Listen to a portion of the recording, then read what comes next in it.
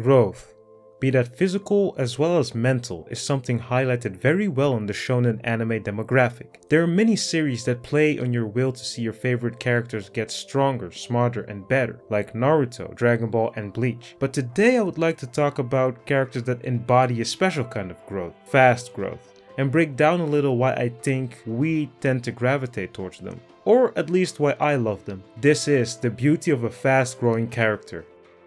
The first character I would like to talk about is Garo the Hero Hunter. Garo from a young age was a martial arts prodigy and Bang's #1 student. In search for power, he left the dojo, and he was also infatuated with the idea of becoming a monster. That sent him on a journey to fight strong heroes.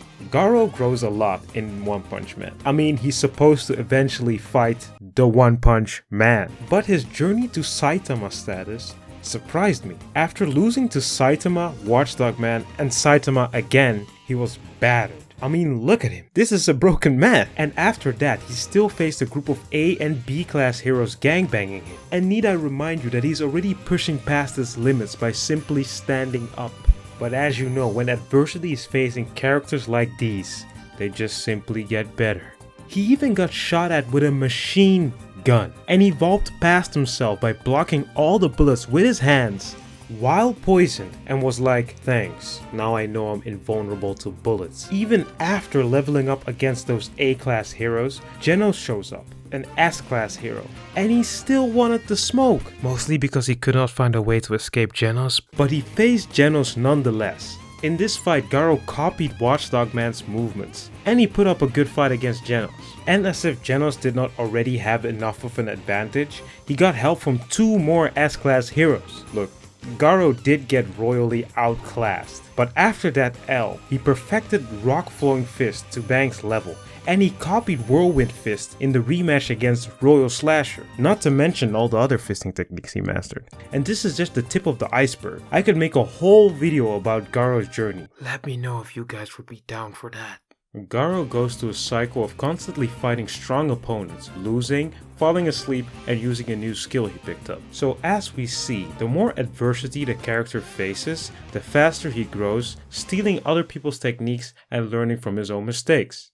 The next character I would like to talk about is Shoyo Hinata from Haikyuu. Shoyo Hinata is a first year at Karasuno High School. He fell in love with volleyball after seeing the tiny giant on TV. He's pretty sloppy and has bad technique due to his lack of volleyball opportunities, but he is a prime specimen when it comes to stamina and his willpower. But his most valuable asset is his passion, paired with his willingness to learn. In the spring tournament arc is where he really exercises the things his teachers taught him, like using feints, rebounds against the wall, and talking to Ishijima.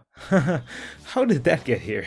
He also gains completely new skills while there, like bouncing shots off the wall and doing his wrist snap shot thingy.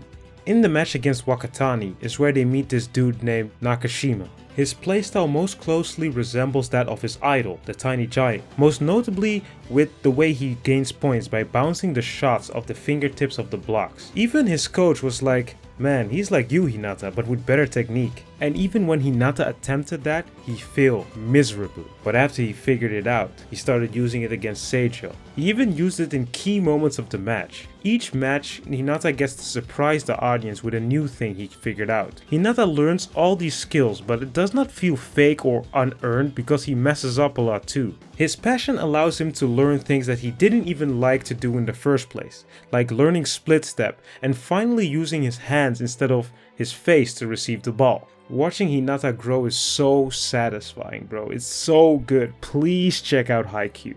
And I know there's a bunch of alpha blue lock dudes in here like, I ain't watching no volleyball.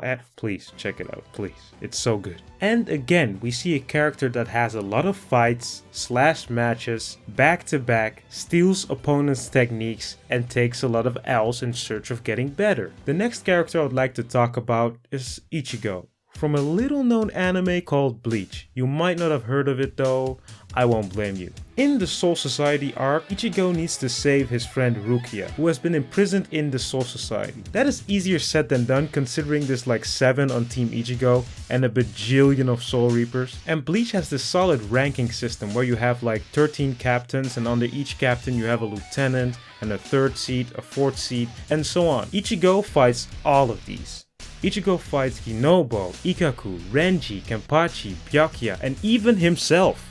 Yeah, those characters I just named, Ichigo at that time had no business starting a fight with these guys. Well, maybe not Hinobo, he's weak as Ichigo managed to go from a 4th seed, 3rd seed at best to beating 3 lieutenants at once with his bare hands, and fighting a captain right after that. And each fight actually made him a better fighter. Against Ikkaku, he got to exercise his battle IQ against a somewhat equal opponent.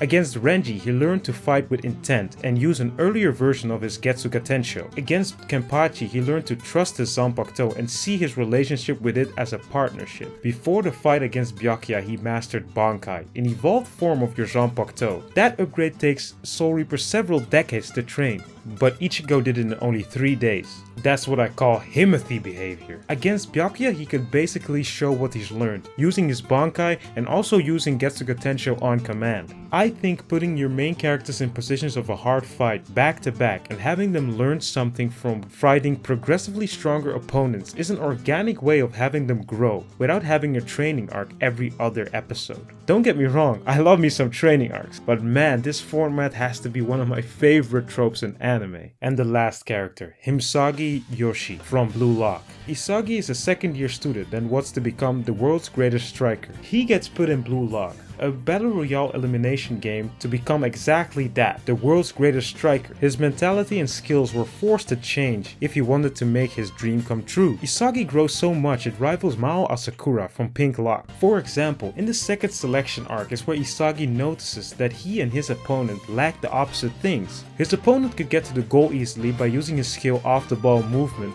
but couldn't finish it with a convincing shot. Isagi, on the other hand, had the skill to score but did not have the skill to get there by beating his opponents in a one-on-one. So Isagi analyzed his opponent's movements and copied it, dubbing him the title Genius of Adaptability. After that, he goes toe-to-toe with the best player in Blue Lock and even beats him in terms of vision on the field. And remember, this is the same guy who humbled Isagi 2 matches ago. Isagi's willingness to change, paired with his analytical mind, makes it so he grows fast in the face of adversity. I go more in depth in Isagi's journey in this video, check it out. I think fast-growing characters resonate with us because we ourselves aspire to be like them. Every time when we start a new hobby or activity like sports, drawing, music, Rocket League, we picture an idealized version of ourselves that can master every single task thrown at us and not break down in the face of a hard fight, a hard task, or even just plain boredom.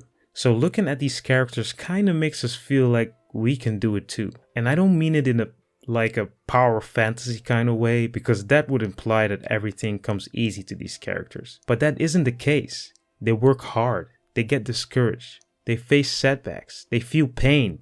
But despite all that, they keep growing, pushing past their limits to reach their full potential. And that, ladies and gentlemen, is the beauty of a fast-growing character.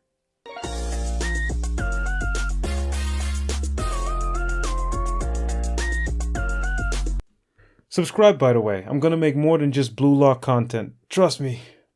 You want to be here before it's cool. You know what I'm saying? Because I'm gonna be so cool.